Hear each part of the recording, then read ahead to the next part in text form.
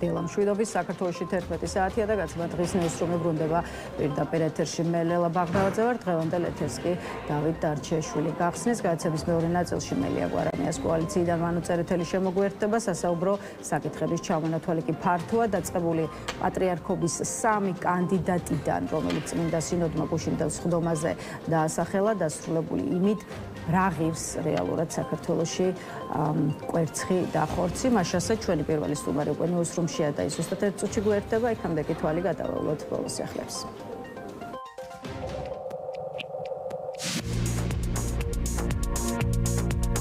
ეს პარლამენტში ინტერპელაციის წესით მიხეილ სარჯველაძეს მოусმენენ ჯანდაცვის მინისტრი ინტერპელაციის ფორმატში ფრაქციამ საქართველოსთვის დაიბარა სარჯველაძეს პასუხის მისაღებად 24 შეკითხვა გადაეგზავნა მათ შორის კითხვები დიუშენის კოთოვანი დისტროფიის მქონე ბავშვების მკურნალობის საკითხსაც ეხება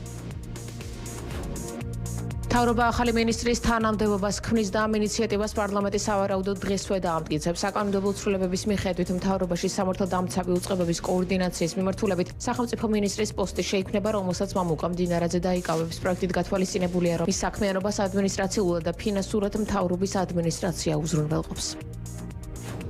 ამერიკის შეერთებული შტატების პრეზიდენტის დონალდ ტრამპის განცხადებით ამერიკის შეერთებული შტატები ირანთან ომში წარმატებას აღწევს. მისი თქმით, ამერიკის შეერთებული შტატები არასდროს დაუშვებს, რომ ირანს ბირთვული იარაღი ჰქონდეს და რომ ამ საკითხთან დაკავშირებით გაერთიანებული სამეფოს მეფე ჩარლზიც ეთანხმება. ტრამპი ამბობს, რომ ამერიკის შეერთებული შტატები და გაერთიანებული სამეფო ერთად იდგნენ კომუნიზმის, ფაშიზმის და ტირანიის ძალების წინააღმდეგ და გამარჯვებული გამოვიდნენ.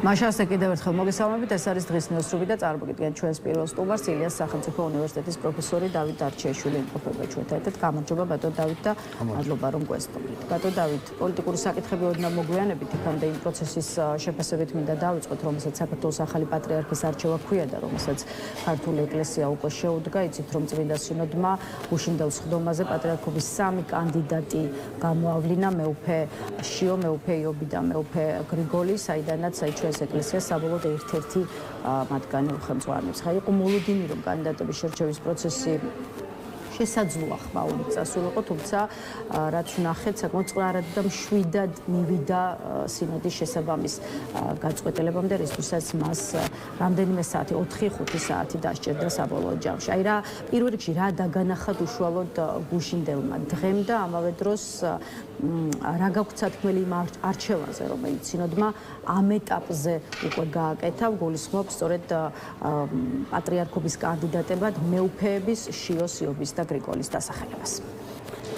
თქო, პირველ რიგში შეიძლება ითქვას, რომ პოლიტიკური საკითხია ეს, რა თქმა უნდა, თქვენ თქვით, რომ თითქოს პოლიტიკური საკითხები მე განვიხილოთო, მაგრამ გამომდინარე იქიდან თუ რა გავლენა აქვს ეკლესიას ცხოვრების ყველა სფეროზე და განსაკუთრებით სწორედ აი პოლიტიკურ პროცესებზე საქართველოში გამომდინარე მისი ავტორიტეტიდან საზოგადოებაში და ასევე გამომდინარე იქიდან თუ როგორ ინტენსიურად აშუქებს მედია ყველაფერს დაკავშირებულს ეკლესიასთან და განსაკუთრებით პატრიარქის არჩევის პროცესს ეს სერიოზული პოლიტიკური საკითხია.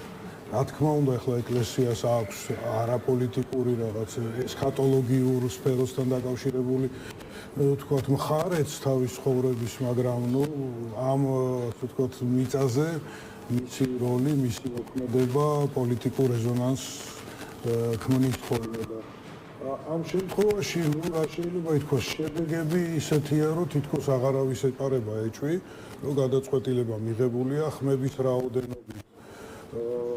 ეს უკვე ჩანს, ხო, ვინ რამდენი ხმა მიიღო. ანუ ჩვენ აი რამოდენიმე დღეში გვეყოლება ახალი პატრიარქი და ვიცით ვინც იქნება ეს პატრიარქი. დანარჩენი ესე ვთქვათ მისი როლი, მისი დამოკიდებულება განსვენებულ ილია მეორესთან შედარებით როგორი იქნება, ამაზე ერთის მხრივ იმის თქმა შეგვიძლია, რომ რა თქმა უნდა იმ დონის ავტორიტეტი და ხარიზმა რაც ჰქონდა ილია მეორეს მას არ აქვს, ეს დამსახურების საკითხია, დრო სჭირდება. გამომდინარე ასევე იქიდან, რომ ყველა დღეს არსებული ეპისკოპოსისათვის ილია ითვლებოდა რაღაცა იმ მეორვეთ მშობლად მათგან მოდიოდნენ ისინი, ამ შემთხვევაში კი ასაკითაც და კარიერული გზებითაც ასე არ არის და თანასწორად შეგვიძლია ყველანი განვიხილოთ. ნახავთ მეუფეშიო რამდენად შეძლებს. მეუფეშიო იქნება პირველი თანასწორთა შორის. ის გახდება პატრიარქი, გქონდეს იმხელა ავტორიტეტი, რამხელაც ჰქონდა ილია მეორეს, თუმცა იქამდე უშუალოდ არჩევის პროცესზე მინდა ისევ ჩაგეკითხოთ, მით უფრო რომ თქვენ პოლიტიკურს უწოდებთ აი იმ პროცესს, რომელსაც ახლა ადევნებს თვალყურს საზოგადოება. გუშინ წერდა სოციალურ ქსელში ცალკეული თეოლოგი, რომ სამეული ზუსტად დაჯდა და მართლაც აი სწორედ ამ სამ კანდიდატზე იყო საუბარი გასული კვირების განმავლობაში, თუმცა აღმოჩნდა რომ მეუფე შიომ, რომელიც ამავე დროს საპატრიარქო ტახტის მოსახლეა, იმაზე მეტი ხმა მიიღო საბოლოო ჯამში, ვიდრე ამას თვითონ თეოლოგები ელოდებოდნენ. წმინდა სინოდის გუშინდელ ხდომას 39 მღვდელმთავრიდან ესწრებოდა 38, საიდანაც აი 20 ხმა წამოვიდა სწორედ მეუფე შიოსკენ, მის მხარდასაჭერად, ხოლო 7 ხმა აქვთ ამ ეტაპზე მეუფე იობს და მეუფე გრიგოლს. 13 ხმა ქონდა დასაწყისში შიოს, 7 ხმა მოიმატაო აი სოციალურ ქსელში წერს მაგალითად თეოლოგი ლევან სუთიძე. ამ კონტექსტში კი ჩნდება კითხვა, ვინ და როგორ დაეხმარა მეუფე შიოს. ახლა მე მესმის რომ ამაზე საუბარი შესაძლოა რთული იყოს გამომდინარე იქიდან რომ ნაკლები ინფორმაცია გვაქვს შიდა სამზარეულოდან, მაგრამ მაინც მინდა ამ კითხვის დასმა ხელისუფლების შესაძლო ჩარევის ჭრილში და თვალსაზრისით. აი რამდენად ჩანს შორიდან ბატონ დავით რომ საპატრიარქო ტახტის მოსაყდრეს ამ ეტაპზე ასეთი დამაჯერებელი გამარჯვებისთვის ვიღაც დაეხმარა და ეს ვიღაც შესაძლოა იყოს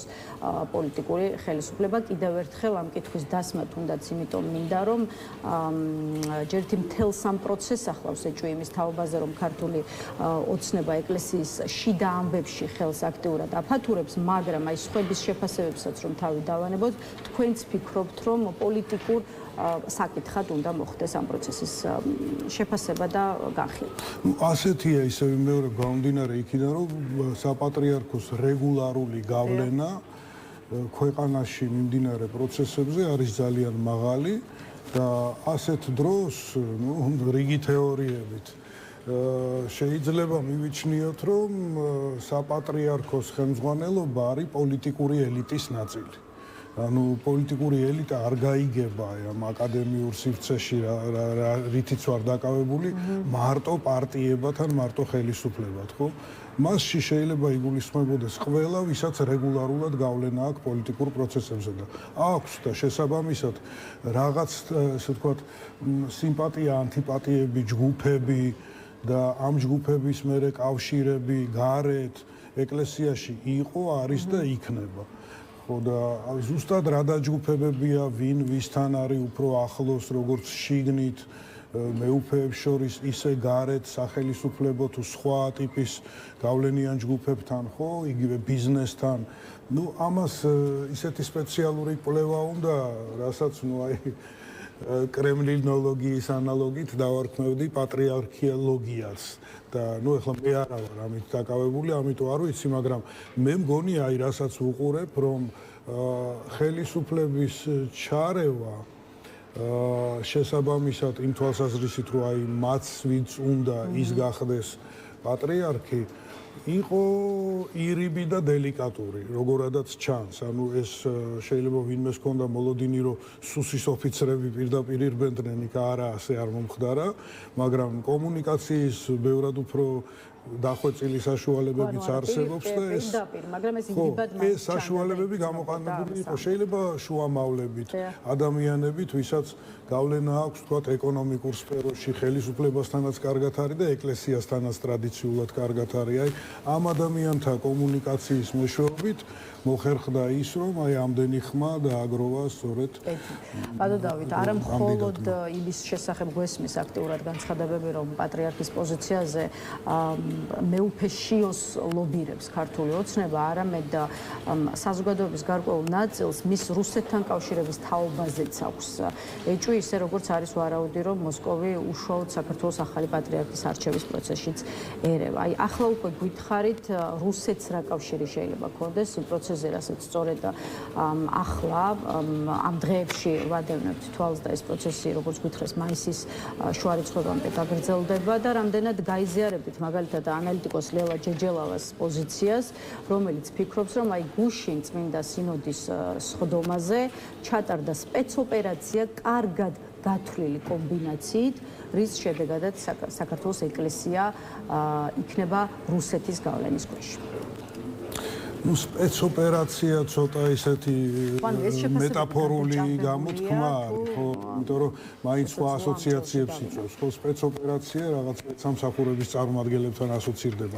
ამ გაგებით არ იყო ეს სპეცოპერაცია, თორე კულუარებში რომ გარიგებები ხდება, ეს ცალსახარი, მოლაპარაკებები, სიმპათია, ანტიპათიების გადალაგებები მათ შორის შეიძლება გარკვეული, ასე ვთქვათ, პირადი დაინტერესების ბერკეტების გამოყენებითაც, აი, საბოლოო ჯამში ხმები ესე დაჯდა.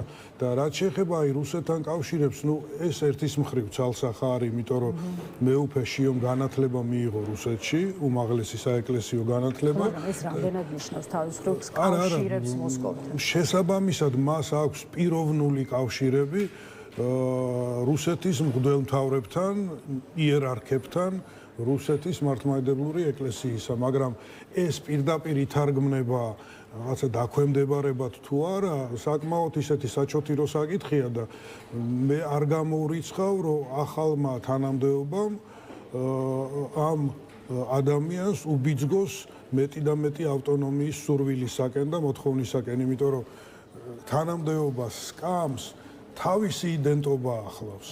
ხო, მასე ილია მეორეც იყო განათლებული რუსეთში და საერთოდ რევოლუციამდელი ქართველი პატრიარქები, აი ვისი დროისაც მოხდა აღდგენა ავტოკეფალიის, ასევე რუსეთში განათლება მიღებული ადამიანები იყვნენ, მაგრამ მათი მერე პოზიციები, დამოკიდებულებები მომდინარეობდა საკუთარი ეკლესიის ავტონომიურობის გაძლიერების, დამოუკიდებლობის გაძლიერების სურვილიდან და აქაც აი ჩვენ უნდა შევხედოთ როგორ წავა პროცესები. რამდენად შეძლებს ამას ახალი პატრიარქი, რომ იყოს არა თქვა დანამატი რუსული ეკლესიის, რაც ნუ არ ამგონია რომ ამას დიდი ის კონდეს პერსპექტივა, რომ ესე დანამატად იქცეს. ამას თვითონ საქართველოს და ეკლესიის ისტორია და როგორც სისტემა არ მიცემს ასეთი რამის საშუალებას. თვითონ მეუფე სტეფანე, რომელიც გუშინ იყო ჩვენი არხის სტუმარი მეტრეველის გადაცემაში, ასე პასუხობს მათ, ვინც ქართული ეკლესიის საქმეებში რუსეთის ჩარევის მცდელობას ხედავს და ფიქრობს, რომ ეს ასეთ დამოკიდებულებას ქართული ეკლესიისადმი მომავალშიც ექნება ადგილი. შეიძლება რუსეთის პოზიცია რაღაცაში ჩვენსაც დაემთხვეს, მაგრამ ფაქტი არ არსებობს, რომ რუსეთი შეიძლება რაღაცას გვაიძულებდეს. არც ერთი მხრიდან არ ყოფილა ჩარევაო, ამბობს მეუფე სტეფანე და ამაში იგულისხმება როგორც საქართველოს ხელისუფლება, ისე სწორედ რუსული მხარე. აი ფაქტებზეც მინდა ვისაუბროთ, რადგან აი ფაქტების, ასე ვთქვათ, უხეშად რომ ვთქვათ, დადებას ითხოვს მეუფე სტეფანე. აი როგორც კონკრეტული ჩარევის დადასტურება, თუ შეგვიძლია გავიხსენოთ რაიმე ფაქტი, რისი დასახელებაც შესაძლებელია გარდა იმისა, რომ თქვათ მეუფე შიოს რუსეთში მიღებულ განათლებაზე ისაუბრეთ და ისაუბრეთ იმაზე, რომ შესაბამისად მას აქვს პირადი კონტაქტები მოსკოვთან. ფაქტი ის არის, რომ ქართულ ეკლესიას ჩემი დაკვირვებით ჰქონდა ისეთი ნელთბილი ურთიერთობები მსოფლიო პატრიარქთან, ხო, კონსტანტინოპოლში, ვინც ზის და საერთოდ აი საერთაშორისო საეკლესიო საქმეებში ძალიან ფრთხილი იყო ქართული ეკლესია ბოლო დროს წლების მანძილზე და ეს სიფრთხილე მომდინარეობდა იმისგან, რომ არ გაეღიზიანებინათ რუსული ეკლესია, რომელიც თავისთავად საკმაოდ ისეთ იზოლირებულ მდგომარეობას იკავებს მსოფლიო საეკლესიო ურთიერთობებში და ასევე ნუ აი კონკრეტული ის იყო, რომ არადა არ განიხილა საქართველოს საპატრიარქომ უკრაინის დამოუკიდებელი მართლმადიდებლური ეკლესიის აღიარების საკითხი, ხო, ესეც ცალსახად ვთქვათ რუსეთისადმი ანგარიშის გაწევად შეიძლება იქნას ახმული. ასეთი ტიპის ურთიერთობებს სიფრთხილეს ალბათ მომავალშიც ექნება ადგილი, მაგრამ ეხლა ეს ნიშნავს თუ არა სრულ მორჩილებაში შესვლას, ნუ აი ვნახავთ რანაირად შეიძლება კიდევ რა დამატებითი ნაბიჯები გადაიდგას ქართული ეკლესიის მხრიდან და რა იქნება აი რაც დავასახელე ამის საპირწონე პირიქით გადადგმული ნაბიჯები, ხო, მაგალითად იგივე კონსტანტინოპოლის პატრიარქის მონაწილეობა ილია მეორის დაკრძალვაში, რომელზეც ასევე დიდი მithქმა-მოთქმა იყო, მაინც აჩვენებს, რომ ქართული ეკლესია ბოლომდე ვთქვათ რუსულ ნებას არ დაყოლია, ხო? აი ამ ხრივ როგორ დაიჭერს თავს მეუფეშიო, სანახავია, ისე ვიმეორებ, მასზე გავლენა ექნება როგორც ხელისუფლების სურვილებს, ისე რუსულ კონტაქტებს, მაგრამ ასევე საქართველოს ეკლესიის ტრადიციას, რომ იბრძოლოს თავისი დამოუკიდებლობისათვის. კი ბატონო, შევხედოთ რა იქნება თუ იგივე მოცემულობა დარჩა, რაც სინოდის გუშინდელ ხდომაზე დაფიქსირდა, 20 ხმას შეინარჩუნებს მეუფეშიო მაშინის გაფართოებული კრების, ხო, ალბათ ასე უნდა ვივარაუდოთ, ის გაფართოებული კრების პირველივე ტურში მოიგებს და გახდება საქართველოს 152 პატრიარქი, რომელსაც ეწოდება შიო მესამე, დაველოდოთ მაისის შუა რიცხვებამდე უნდა დასრულდეს ეს პროცესი, იქამდე კი წმინდა წყლის პოლიტიკურ საკითხებსაც გადავალოთ მოდით თვალი, პირველ რიგში კი ძალოვანი სტრუქტურების ხელმძღვანელების ცვლილება, აი პარლამენტმა უკვე გუშინ სახელმწიფო უსაფრთხოების სამსახურის ხელმძღვანელის პოზიციაზე ოფიციალურად დაამტკიცა გელა გელაძე, რომელიც მანამდე იყო შინაგან საქმეთა მინისტრი. გვითხარით, ჩვენ მithumetes ამ თემაზე არ გვისაუბრია, რატომ ჩათვალა თქვენი აზრით, რატომ ჩაითვალა ქართულ ოცნებაში, რომ საჭირო იყო ძალოვანი უწყებების ხელმძღვანელების კიდევ ერთხელ შეცვლა და აი როგორი შეიძლება იყოს ამ შემთხვევაში უკვე სუსში გელა გელაძის ეფექტი, ანუ რა შეიძლება მან ახალი და კარგი საინტერესო შეჰმატოს უსაფრთხოების სამსახურს. რეალური პოზიცია, რაც ახლა დინარაძეს აქვს, ეს არის პრემიერ-მინისტრის მრჩეველის პოზიცია, რაც არ უნდა ეწოდოს მას კანონმდებლობით. რეალური ფუნქცია ეს არის. ეყოლება პირადი ადამიანი, მრჩეველი, ნდობით აღჭურვილი ირაკლი კობახიძეს, რომ აი ამ საქმეებში რაღაც გარკვეული რჩევები მისცეს ხოლმე, რაც შეეხება აი უსაფრთხოებას, სამართალ დაცვას. ხო და სხვა არაფერი. საერთოდ რეალური, ვთქვათ, სისტემური კოორდინაციისა და სახელისუფლებო კონტროლისათვის აი ამ ძალოვან სტრუქტურებზე, ხო, არსებობს ძალიან გამოცდილი უნივერსალური სამსახური, ეს არის თუ ინსტიტუტი, ეს არის ეროვნული უშროების საბჭო. ის მაქსიმალურად იქნა დაკნინებული დღევანდელი ხელისუფლების მიერ, ვერ გაიაზრა დღევანდელმა ხელისუფლებამ, ვერ უპოვა დანიშნულება ასეთი ტიპის სტრუქტურას, რომელიც როგორც ევროპულ, ისე ამერიკულ სისტემაში არის და რუსულ სისტემაშიც არის და ყველგან არის ასეთი რამე. და ჩვენთან ფაქტიურად ასეთი რამ უფუნქციოდ იქცა.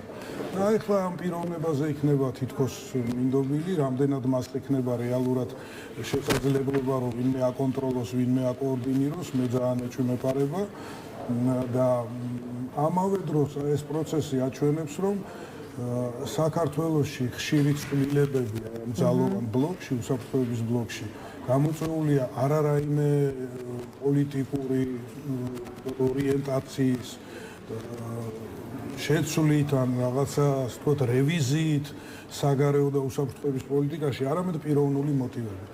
აი ვიღაცას ენდობა, მერე აღარ ენდობა, ან ვიღაცას სურვილი ეკარგება იყოს ამ თანამდებობაზე, ხო, ან მას, ან ვიზეც მას ვისაც მასზე გავლენა აქვს. არა და ბატონ დავით, აი უშუალოდ მამუკა მდინარაძეს რაც შეეხება თავდაცვის კომიტეტის გუშინდელ ხდომაზე, დადებითად შეფასდა სუსის ხელმძღვანელის პოზიციაზე მამუკა მდინარაძის საქმიანობა და არაერთი ნაბიჯი დასახელდა, მართლაც არაერთი, რაც აი სწორედ ქართული ოცნების შეფასებით ქვეყნის განვითარების მიმართულებით გადაიდგა იმ პერიოდში, როცა მდინარაძე 8 თვიან პერიოდში, როცა მდინარაძე ხელმძღვანელობდა სახელმწიფო უსაფრთხოების სამსახურს და აი მოკლე ამონარიძე უბრალოდ ჩამონათვალი იმ მიღწევებისა, რაზეც საუბრობს ქართული ოცნება, რა შეძლო მამუკა მდინარაძემ 8 თვეში არასრული ჩამონათვალი სუსში შემავალი ოპერატიული ინფორმაციის 30-ჯერ გაზრდა. სახელმწიფო გადატრიალების ერთ დღეში აღკვეთა და ორგანიზატორების დაკავება. პირველად ქართული გამოძიების ისტორიაში ინტერნეტ ტრაფიკის მაიდენტიფიცირებელი მონაცემებით, ანუ მობილური აპლიკაციებით, დეტალური ანგარიშით დანაშაულის გახსნა. კორუფციაზე ასეულ ერთეულობით პირის დაკავება, მათ შორის უმაღლესი პოლიტიკური თანამდებობის პირების. ბოლო 2 წლეულის განმავლობაში პირველად ჯაშუშების, მათ შორის რუსეთის ჯაშუშების დაკავება, გარე დაფინანსების და უცხო ქვეყნების სპეცსამსახურებიდან შემომავალი დავალებების სქემების გაშიფრვა, BBC-ს დეზინფორმაციის მხილება საგამოძიებო მტკიცებულებებით, სუსის ბიუჯეტის გაორმაგება, მატერიალურ-ტექნიკური აღჭურვილობის, სპეციალური საშუალებების და ავტოპარკის სრული განახლება, სამსახურის თანამშრომლების ხელფასების 35%-მდე გაზრდა და ასე შემდეგ ჩამონათვალი კიდევ უფრო ესე ვთქვათ ვრცელია, რასაც მამუკა მდინარაძის მიერ გაწეულ საქმიანობაზე სუსის ხელმძღვანელის პოზიციიდან ვისმენთ ქართულ ოცნებაში. ეხლა ლოგიკურად ამ ინფორმაციის მოსმენისას უნდა დავსვათ სწორედ ის კითხვა, რაზეც უკვე საუბრობდით. აი თუ კი მართლაც ასეთი მაგარი ხელმძღვანელი იყო მამუკა მდინარაძე და ამ ხელა მიღწევები ჰქონდა სახელმწიფო უსაფრთხოების სამსახურში, მაშინ რატომ გაუშვეს? თქვენ როგორ უყურებთ უშუალოდ სუსში აი ამ 8 თვის განმავლობაში მამუკა მდინარაძის მიერ გაწეულ საქმიანობას და შესაბამისად აი ახლა უკვე სუსში მის ეფექტზე, მდინარაძის ეფექტზე გითხარით. Ну, საერთოდ იმ აზრს დავამთავრებ, რომ აი ესეთი ცვლილებები ხშირია, რამდენიმე თვეში რომ მინისტრი იცვლება საკვანძო სფეროებში, ეს არასტაბილურობაზე და პიროვნულ კაპრიზების როლზე ქართულ პოლიტიკაში მიუთითებს, სხვა არაფერს. რაც შეეხება მაგ ჩამონათვალს, ну, ჯერაც ერთი მაგ ჩამონათვალში წმინდა წყლის პოლიტიკური სპეკულაციები და რეალური უსაფრთხოებითი პრობლემები ერთმანეთში ისეა აზელილი, რომ ну აქ წმინდა პოლიტიკური იდეოლოგიურ შეფასებას აქვს ადგილი და არა ესე ვთქვათ ობიექტურობაზე დამყარებულ საფრთხეთა ანალიზს. და მეორე ის რომ თუ ასეთი წარმატებული იყო, რაც თქვენ თქვით, ხო, მაშინ ну რაღაცა დიმიტრი გელოვანი ყოლია და სად მიდის მაშინ 8 თვეში რაღაცა თუ ჯანმრთელობის პრობლემა აქვს, გადაიღალა თუ რა არის. საერთოდ 6 წლით იყო დანიშნული და რაშია საქმე, ხო? ესე იგი, აი ესეთი ჩამონათვლები არის სიტყვის მასალა, რომელიც ფარავს რეალურ მოტივებს. იმ რეალურ მოტივებში აი რაღაც პიროვნული კაპრიზები არის. შეიძლება მას არ გამოურიცხავ, რომ აღარ უნდოდა ზედმეტი პასუხისმგებლობა თავის თავზე, იმიტომ რომ ეს არის პარალელურად პერიოდი, როდესაც საქართველოს ურთიერთობა სტრატეგიულ პარტნიორებთან სულ უფრო და უფრო ფუჭდება. და შესაძლოა, რომ მას ეს ყველაფერი უკეთ დაენახა მაგ თანამდებობიდან, მისი ამერიკული ვიზიტიდან გამომდინარე და ისედაც.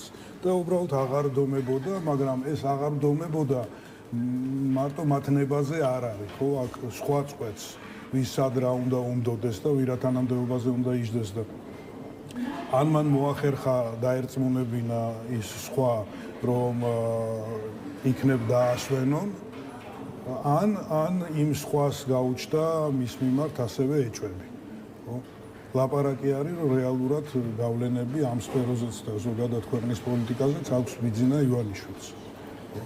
თორე თვითონ ირაკლი კობახიძე თითქოს და ძალიან ახლო ურთიერთობაში იყო. რაც შეეხება იმას, ბატონ დავით, აი ის სხვა, ვისაც თქვენ საუბრობთ, შემოიფარგლება მხოლოდ უკვე გატარებული ცვლილებებით თუ შესაძლოა გაგრძელდეს მთავრობაში საკადრო გადაადგილებები, ამ კითხვაზე რა პასუხი გაქვთ, იმიტომ რომ რიგი პოლიტიკოსისა თუ ანალიტიკოსის აზრით, აი ბიძინა ივანიშვილის საბოლოო სამიზნე იქნება თვითონ მოქმედი პრემიერ-მინისტრი ირაკლი კობახიძე. ივანიშვილმა კობახიძისთვის ფრთების შეკვეცა დაიწყო, აი ასეთ შეფასებას ვისმენდით ამ დღეების განმავლობაში ანალიტიკოსების მხრიდან. ემუქრება თუ არა გადადგომის საფრთხე ირაკლი კობახიძეს და თუ კი ამ საფრთხეს თქვენც ხედავთ, რატომ უნდა გაუშვას ბიძინა ივანიშვილმა მოქმედი პრემიერ-მინისტრი? ამაზე ბევრი იყო ნათქვამი, ну მანდაც ჩვენ ახლა არ შეგვიძლია ვიცინასწარმეტყველოთ რამე, ხო? ვერ ჩავიხედავთ ბიძინა ივანიშვილის გონებაში და ვერ განსაზღვროთ წინასწარ როდესაც გადაწყვეტილებას მიიღებს, მაგრამ ჩანს რომ აი ორი სცენარიდან ერთ-ერთი გამვითარდება, ან უშუალოდ მასაც თქოთ ჭრდილში გადასვავს, ან ყველანაირად შეუქმნის განცდას, რომ აი სწორედ ესე მუქრება და ფრთხილად იყოს. ანუ ივანიშვილის ტაქტიკაში, მართვის სტილში იგრძნობა, რომ მას უნდა ადამიანები მუდმივად იყვნენ ეჭვში, შიში და აც გაიფიქრონ რაიმე ტიპის დამოუკიდებელი ნაბიჯების გადადგმა, რომელიც არ იქნება შეთანხმებული ბიძინა ივანიშვილთან. ამას უზრუნველყოფს ესეთი გადაადგილებებით და უშუალოდ ბოლოს გადაწყვეტს რომ არა დრო მოვიდა რომ ეხლა პრემიერიც გამოვცვალო თუ არა, ну მაგას ეხლა ვერ ვიცინასწარმეტყველებთ ვერანაირად. არა და პოლიტიკურ კულუარებში ამბობენ რომ ბიძინა ივანიშვილი შესაძლოა აკვირდებოდეს შინაგან საქმეთა ახალ მინისტრს სულხან თამაზაშვილს სწორედ იმ თვალსაზრისით რამდენად შესაძლოა გამოადგეს ის პრემიერ-მინისტრის თანამდებობაზე და როგორც არაოფიციალურად ამბობენ დიდი სიმპათიებით არის განწყობილი ქართული ოცნების დამფუძნებელი სწორედ სულხან თამაზაშვილის მიმართ, რომელიც არის შინაგან საქმეთა ახალი მინისტრი და სისტემაში დაბრუნდა სწორედ შინაგან საქმეთა მინისტრის პოზიციაზე მისი გადმოყვანით იქამდე ბოლოს როგორც ვიცით ის ხელმძღვანელობდა აჭარის მთავრობას. აი მიუხედავად იმისა რომ ვარაუდები შესაძლოა რთული იყოს შექმნილ სიტუაციაში მაინც მინდა გკითხოთ რამდენად შეიძლება ამ ვერსიაში ვეძებოთ ლოგიკა და მართლაც ასე რომ მოხდეს რომ მივიღებთ პრემიერ-მინისტრის პოზიციაზე ახალ კადრს და ახალ ადამიანს. აი არ ვიცი რა შეიძლება შეიცვალოს მაშინ მოდით ამ კითხვასაც დაგისვავთ ირაკლი კობახიძის წასვლით და ვინმე ახლის მოსვლით. ვიცით რა ეს ვარაუდები ლოგიკურად ჟღერს კი ხო ვინც იცის ჩემზე მეტი თუ რა ურთიერთობა იყო ამ აჭარელ თამაზაშვილებსა და ივანიშვილს შორის ხო შესაბამისად ასეთი ვარაუდების გამოთქმის მეტი საფუძველი ექმნება და ხო მას მთავრობის მეთაურის პოზიციაზე გამოცდილება დაუგროვებია, მაგრამ მეორეს მხრივ ამ ვარაუდის საწინააღმდეგოდ შეიძლება ის მოქმედებდეს, რომ ეხლა მაინც სხვადასხვა რამე ერთი რეგიონის მმართველობა და მთელი ქვეყნის მმართველობა. რამდენად ვთქვათ ზოგადად ქართული ოცნების ზედაფენა კმაყოფილი იქნება რეგიონიდან ასეთი პიროვნების მოსვლით და მის პირველად კონსტიტუციურად პირველ თანამდებობაზე მისი ხილვით, ну ესეც კიდევ საკითხავი არის, თუმცა ამის მაგალითებიც არის ხო იგივე ქალაქის მერთან დაკავშირებით. მაგრამ ქალაქის მერის იქით, რომელიც ერთ და მეორე შემთხვევაში თქვათ რეგიონიდან იყო მოყვანილი თბილისში, თქვათ აი პრემიერის დონეზე აი ესეთი მხოლოდ რეგიონალური გამოცდილების მქონე ადამიანი არ მახსენდება ამ ბოლო წლებში. ხო და ну ნახოთ, ასეც შეიძლება ისეც. საბოლოო ჯამში რა შეიძლება შეიცვალოს? ну ბევრი რამე იქნას გადასინჯული. ახლა ირაკლი კობახიძეს ახასიათებს აქტიობის რაღაცნაირად პროექცირება აქტიობის შტაბ-ჭtildeების შექმნა ბევრი მიმართულებით, ხო, ბოლო დროს კვერცხებზე და ხორცზე ლაპარაკობს, მაგრამ ცოტა ხნის წინ უმაღლეს განათლებას განიხილავდა, ვითომ ამ დარგის სრული პროფესიონალი იყოს. და ყველა მიმართულებით რაღაც ნაბიჯები იდგმება ამ კვერცხებზე კომისია, უნივერსიტეტები რა დღეს ჩააგდეს და კიდევ თქვა საზაფხულო მისაღები გამოცდების დროს როგორ შემოტრიალდება ეს ამბები არავინ იცის. აი ამ ყველაფერს შეიძლება ახალმა პერსონაჟმა გადახედოს. ამა თუ იმ მიმართულებით.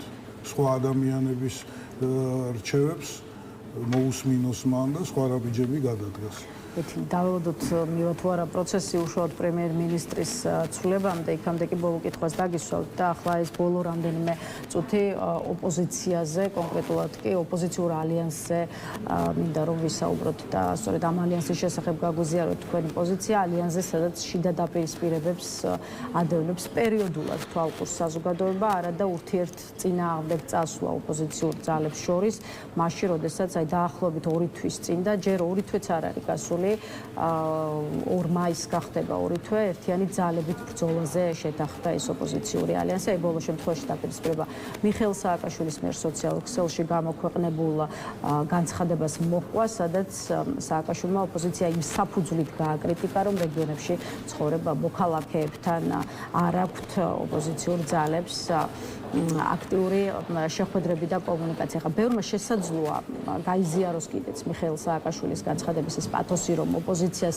ასე ვთქვათ თბილი ტელეეთერების იქით სიარული მაინდა-მაინც არ უყვარს, თუმცა აი ახლა როცა ალიანსი დაფუძნდა, დიდი აქციისთვის ემზადება და აი კარდაკარის დაწყებაც დაანონსებულია და არა მხოლოდ ანონსი, უკვე შეხვედრებიც დაიწყო მოსახლეობასთან. რამდენად მიზანშეწონილი და საჭირო იყო კამათის გამოწვევა, რაც სააკაშვილმა სწორედ საკუთარი განცხადებით გამოიწვია. ვიცით რა, როგორც მისი განცხადებები, ისე პასუხები შეიძლება ინტერპრეტირებული ყოფილიყო კეთილსურვილებად და რჩევებად, მაგრამ ამავე დროს ფორმა ისეთი იყო შერჩეული, რომ ეს ისევ რაღაცნაირად აი კამათის და გაუცხოების წისქვილზე ასხავდა წყალს და წლების განმავლობაში აი ქართულ ოპოზიციას ახასიათებს ეს ნელთბილი ურთიერთობები, რბილად რომ ვთქვათ, ხელმძღვანელ პიროვნებებს შორის, რომლებიც ამ პოლიტიკურ ჯგუფს ხელმძღვანელობენ და ეს ასუსტებდა და ჩანს ეს დასუსტების ეს ტენდენცია ბოლომდე აღმოფხრილი არ არის. ეს შიდა წინააღმდეგობები იმდენად როგორც პიროვნული, ისე შეიძლება მსოფლმხედველობრივი განსხვავებები იყოს ამ ლიდერებში და ვერ გადაილახა ყოველ შემთხვევაში შთაბეჭდილების დონეზე მაინც რაც საზოგადოებაში არის, ვერ გადაილახა ეს ერთმანეთთან დამაცალკევებელი ტენდენციები რაღაცა უფრო ინტეგრაციის ტენდენციებით ჯერჯერობით. ნუ ვნახოთ რა როლს შეასრულებს 26 მაისი და ანონსებული აქცია ამ ყველაფერში და როგორ განვითარდება პროცესები, მაგრამ ნუ აი ჯერჯერობით შთაბეჭდილება ეგეთი იქნება, რომ მაინც აი ხელისუფლების პოლიტიკა არის გამსაზღვრელი დღის წესრიგისა, ვიდრე ოპოზიციას უჭირს საკუთარი დღის წესრიგის შექმნა. ანუ ინიციატივისა და საკუთარი დღის გადმოაწყობს ქართულ იმიტომ რომ ნუ ეს ობიექტურადაც ასე არის, ხო იქ სამინისტროებში ცვლილებები, ეკლესიაში არჩევნები, ეს ყველაფერი უფრო ხელისუფლებას მეტბერკეტებს აძლევს, რომ იყოს ინიციატორი. კარგი, ცუდი სხვა ამბავია. ვიდრე ოპოზიციას, რომელიც აი რეაგირების მოდალობაში იმყოფება. მადლობა ბატონ დავით სტუმრობისთვის, იმისთვის რომ მოხვედით ჩვენთან და უპასუხეთ ჩვენს კითხვებს. დავით დარჩეშო მშვიდობებით. ახლა რეკლამის შემდეგ ვანო წერეთელი გვერდდება, ასე რომ დაგვაქვს.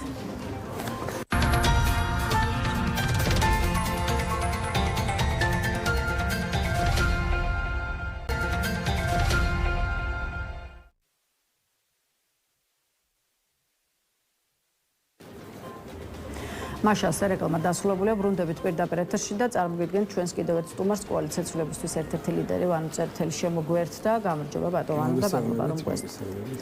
ბატონო, წმინდა სინოდმა გუშინდელ სხდომაზე სამი საპატრიარქო კანდიდატი გამოავლინა და მოდით პირველ ყოვლისა ამ პროცესის შეფასებით გავხსნათ ჩვენი ინტერვიუ მეუფეშიო, რომელიც ამავე დროს საპატრიარქო ტახტის მოსაყდრია, მეუფე იობი და მეუფე გრიგოლი, აი ეს არის ის სამი მღვდელმთავარი, საიდანაც ერთ გაფართოებული საეკლესიო კრება გამოავლენს ქართული ეკლესიის ახალ წინამძღოლად. აი როგორ მიდის თქვენი შეფასებით ახალი პატრიარქის არჩევის პროცესი, იმიტომ რომ რბილად რომ ვთქვათ ძალიან არასასიამოვნო შეფასებებს ვისმენთ ცალკეული ანალიტიკოსის მხრიდან. გუშინ ისიც კი თქვა, რომ სინოდზე იყო პატარა ფანჯარა, საქართველოს ბედი წაღმა შემოტრიალებული იყო, მაგრამ ქვეყანას შესაძლებლობა დააკარგინეს. აი თქვენ რამდენად ხართ მათ რიგში, ვინც კრიტიკულია მთელი იმ გარემოებების მიმართ, რასაც საზოგადოება ახლა უყურებს.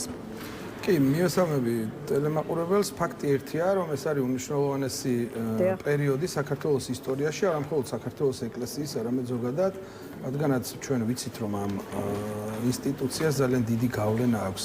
არა მხოლოდ მორწმუნე ადამიანების თვალსაზრისით, არამედ იმ ადამიანებისთვისაც, ვინც თქვათ აქ თავი დავანებოთ იმას, ვის წამს და ვის არ წამს. ხო, ერთ-ერთი ყველაზე უფრო მნიშვნელოვანი ინსტიტუციაა და რაც ყველაზე უფრო მნიშვნელოვანია, მას ყავდა ძალიან ძლიერი საჭმელი პატრიარქი ილია მეორე, რომლის ასე ვთქვათ, გამგრძელებელიც უნდა მივიღოთ ახლა აი ამ პროცესების შედეგად და ამიტომ ის რა თქმა უნდა მტკივნეულად წარიმართება, იქნება ბევრი საუბარიც, მაგრამ მე ვიმედოვნებ, რომ მივიღებთ იმას, რაც მეუფე ზენონმა თქვა, რომ როდესაც საქართველოს ახალარჩეულ პატრიარქს რუსეთიდან მოუვა წერილი, იქ უნდა იყოს ყველა ის ტიტულატურა ჩამოწერილი, რაც მას აქვს. ანუ იქ მკაფიოდ უნდა იყოს დადასტურება საქართველოს მთლიანობისა და ერთიანობის, რაც იყო ილია მეორეს მთელი იდეა, ხო? აი ამ ჩამონათვალი საქართველოს კათოლიკოს პატრიარქი, თბილისის მთავარეპისკოპოსი და წყუმ-აფხაზეთის მიტროპოლიტი. ეს უნდა იყოს აუცილებლად. ჩვენ ამას უნდა მივახციოთ, ეს არის ერთგვარი აღიარება იმის, რასაც თქვა სახელმწიფო დონეზე რუსეთის უშიშროება, პუტინი და ასე შემდეგ არ აღიარებენ გულისხმობ აფხაზეთისა და ცხინვალის რეგიონის საქართველოს შემადგენლობაში ყოფნას. ეს არის უმთავრესი, აი აქ უნდა გავიდეს ზღვარი, სხვა დანარჩენი ჩვენ უნდა მივიღოთ მწყემსი კეთილი, როგორც იყო წინამორბედი, რომელიც ჩვენ ძალიან დიდი ტრადიცია გვაქვს ხო იგივე მე-20 საუკუნის დასაწყისში 1918-21 წლების დამოუკიდებელი საქართველოს შექმნის და ზოგადად საქართველოს როგორც სახელმწიფოს დაფუძნების ისტორიაში ძალიან დიდი წვლილი მიუძღვით იმ ადამიანებს, ვინც მანამდე იყვნენ აი ამ ინსტიტუციის საჭეთ მკვლელები, ამიტომ მე ვიმედოვნებ, რომ მივიღებ ზუსტად იმას, რაც ჩვენ გვინდა და აი ამ სიტყვით შემოვფარგლავდი. ეს არის მწყემსი კეთილი ჩემთვის, იმიტომ რომ ადამიანებს უნდა ქონდეთ რწმენა მიუხედავად ამისა, რომელი სარწმუნოების მიმდევრები არიან და ჩვენ ეს სტანდარტი თავად ილია მეორემ დაადასტურა და დაამტკიცა და მის დასაფლავებაზე ჩვენ ვნახეთ, რომ არავერთი კონფესიის, არა მხოლოდ მართლმადიდებელი ქრისტიანები, არამედ სხვა კონფესიის ადამიანებიც იქ მიდიოდნენ პატივსაცემად და ჩვენ ვიცით, რომ საქართველო მრავალეთნიკური, მრავალკონფესიური, მრავალკულტურული ქვეყანაა და სწორედ ამას ვგულისხმობ, რომ ის უნდა იყოს გამაერთიანებელი და აი ამ ყველაფრის ამიტომაც უწოდებ მას აი ამ სიტყვას ყველაზე მნიშვნელოვანს. კიდევ ერთი ბატონო გუშინდელ სხდომასთან მიმართებაში და შემდეგ უკვე სხვა საკითხები, აი საპატრიარქო გუშინ სინოდისადმი მიტროპოლიტი ისაიას მიმართვა გავრცელა, რომელშიც ის კანდიდატობის სურვილს გამოთქვამდა და ითხოვდა, რომ მისცემოდა არჩევნებში მონაწილეობის უფლება და შესაძლებლობა და ამის შანსი არ წართმეოდა მხოლოდ იმიტომ, რომ არ ქონდა უშუალოდ საღვთისმეტყველო განათლების დამადასტურებელი დიპლომი, თუმცა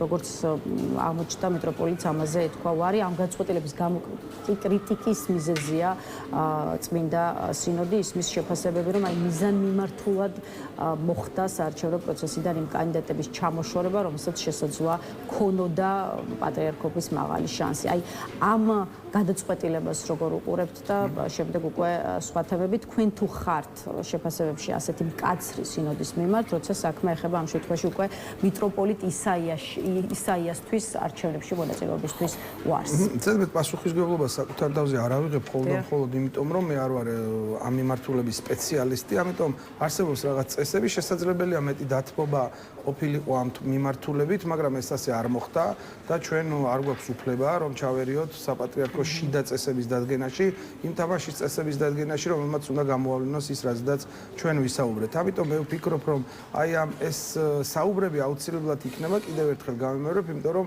ძალიან მნიშვნელოვანი გადაწყვეტილება უნდა მიიღოს ახლა სინოდმა და ეს აინტერესებს არა მხოლოდ იმ ხალხს, ვინც უშუალოდ უნდა გადაწყვიტოს ეს, არამედ ყველას, ვინც საქართველოში ცხოვრობს, საქართველოს მოქალაქეა და ვინც ფიქრობს, რომ ეს ინსტიტუცია არის გავლენიანი და მნიშვნელოვანი საქართველოს, როგორც წარსულისთვის, ისე მომავლისთვის.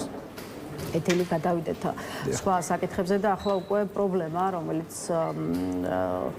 ყველა მოქალაქეს აღელვებს და აწუხებს ალბათ, გულისხმობ ფასებს პროდუქტებზე, მედიკამენტებზე, საწვავზე, მე ვფიქრობ, რომ პარლამენტში შექმნილი ფასების შემსწავლელი კომისია მუშაობას ასრულებს შესაბამისად და ისმის კითხვა რა შედეგები მოხვა, ან რა შედეგები შეიძლება ჰქონდეს კომისიის მუშაობას. აი თავად პრემიერ-მინისტრის პოზიციას გუშინ მოისმენდით, ხო, ირაკლი ყობახიძე არ იზიარებს განცხადებებს და შეფასებებს, რომ ფასები გაზრდილია და ის ასე მიმართავს კითხვის ავტორ ჟურნალისტს, წაგიყვანოთ და 4 ლარად და 60 თეთრად გაყიდინოთ 10 კვერცხის საქონლის და ღორის რბილ ხორცს ნახევარ კილოგრამს 10 ლარში გაყიდინებთ, ვებგვერდზე დევს ფასები, ვაკვირდები ხოლმე და იგივე ფასებია, რაც ერთი თვის წინ იყო, როგორც აღნიშნა, ასე უპასუხა ირაკლი ყობახიძემ გუშინ ჟურნალისტის კითხვას. აი თქვენ სატყიდულობთ კვერცხს და ხორცს და რამდენ ლარად და ვისკენ არის სიმართლე, მოდით ბარემ ამასაც კითხავთ, იმიტომ რომ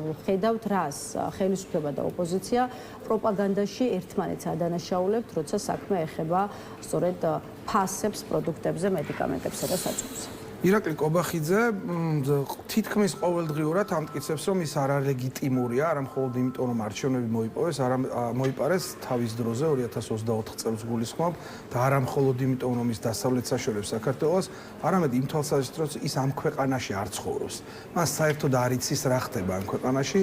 ის ყველაზე მნიშვნელოვანი ჩემთვის იყო გუშინდელ საუბარში ის მიმიკა და სახის გამომეტყველება, რა სახის გამომეტყველებითაც ის ელაპარაკებოდა არა მხოლოდ კითხვის დამსმელს, არამედ საქართველოს მოსახლეობას და როგორ დასცინოდა, ხო? დასცინოდა.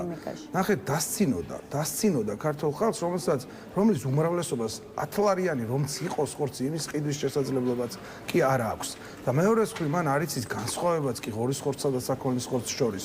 აქ შეიძლება რაღაც ოჯახურ ბუღალტერიაზე საუბრობთ ახლა, მაგრამ ყველა ოჯახს შეეხო ეს და ძალიან მნიშვნელოვანია მართლა ყველა ოჯახისთვის ამ ეგრეთ წოდებულმა ხელისუფლებამ, ქართულმა ოცნებამ იმ მდგომარეობამდე მიიყვანო, რომ კვერცხის ხუთთეთრიან სხვაობასაც კი დიდი მნიშვნელობა აქვს ყველა ოჯახისთვის. ამიტომაც ვამბობ, რომ ეს რეჟიმი არის არალეგიტიმური, იმიტომ რომ მას არ აინტერესებს არაფერი, არც საკუთარი მდგომარეობა, არამედ ერთადერთი რაც მათ ადარდებთ, ეს არის ბიძინა ივანიშვილის ხელშეუხებლობა და დაცულობა.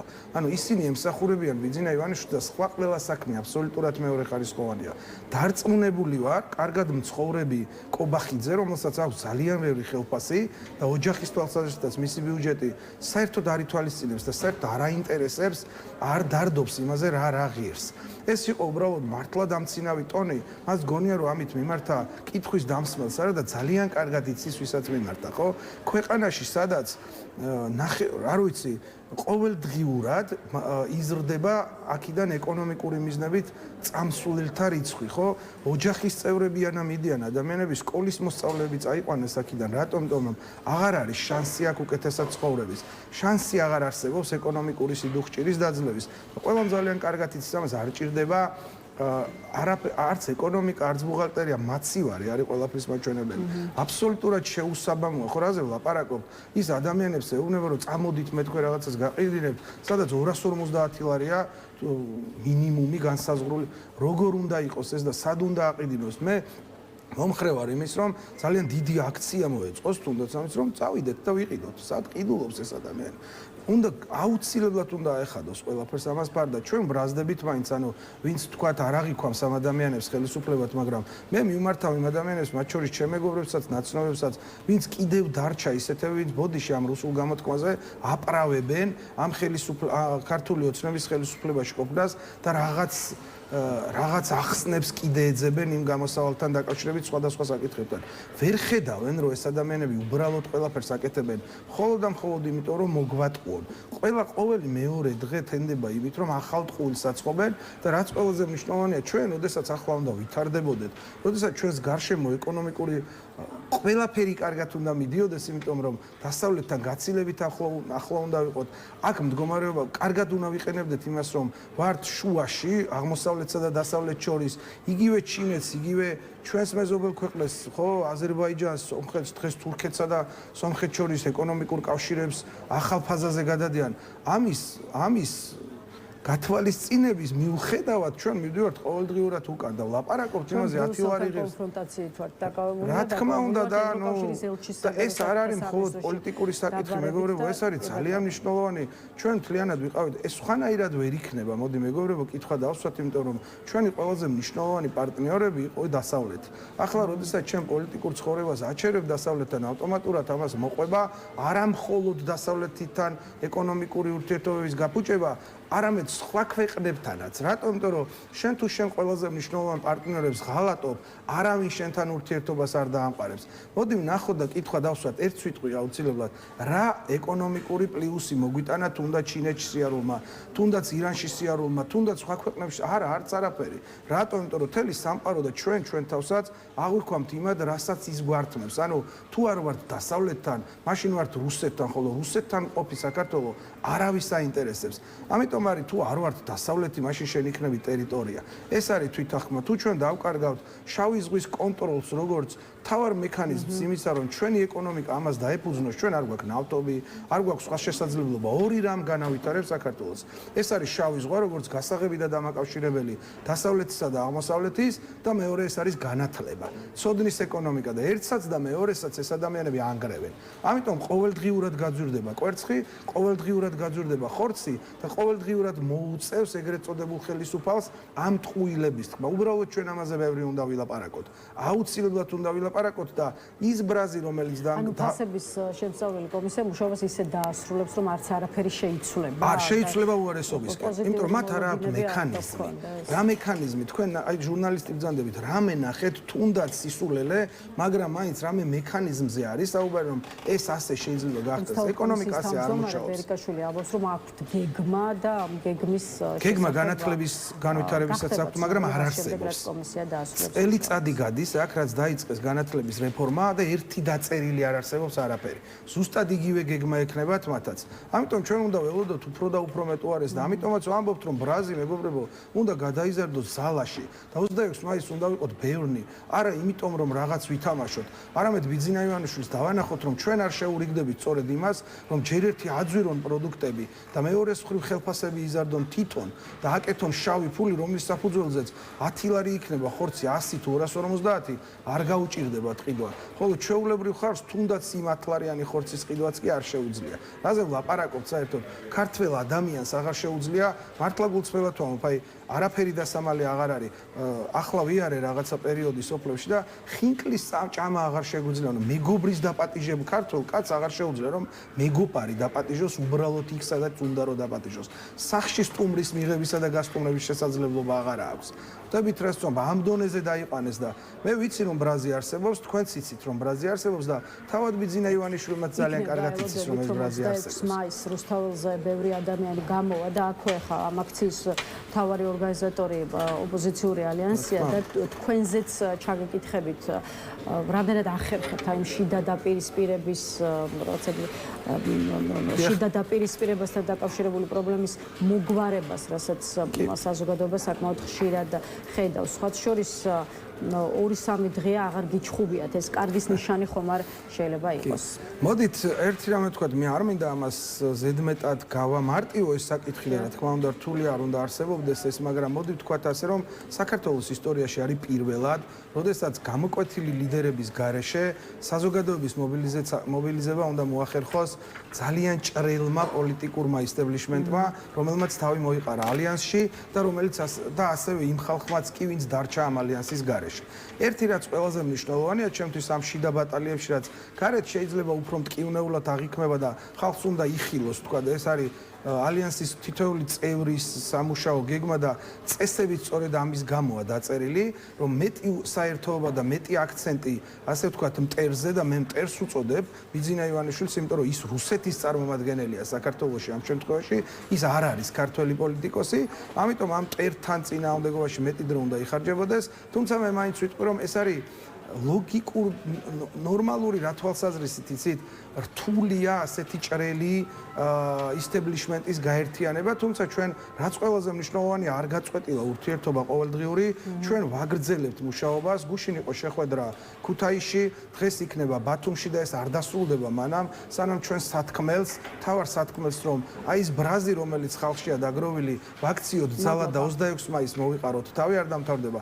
მე ვფიქრობ, რომ 26 მაისს ბევრი ხალხის ქუჩაში გამოსვლა ამ ალიანსის ერთობის კიდევ უფრო გამყარებისთვისაც ძალიან მნიშვნელოვანი იქნება და ის წინააღმდეგობები, რომელიც რა თქმა უნდა არსებობს და რაც ჩემი აზრით მაინც ლოგიკურია, ის კიდევ უფრო წაადგება ალიანსის უფრო შემჭიდროებას და დაკავშირებას. კიდევ ერთხელ დიდი მადლობა ბატონო იმისთვის რომ იყავით ჩვენი სტუმარი, ვანოწერეთ თელს ვემშვიდობებით, დღის ნიუსრომით ამის დასრულებულია, ერთმანეთს უკვე ხვალ 11 საათზე შევხვდებით. ნახვამდის.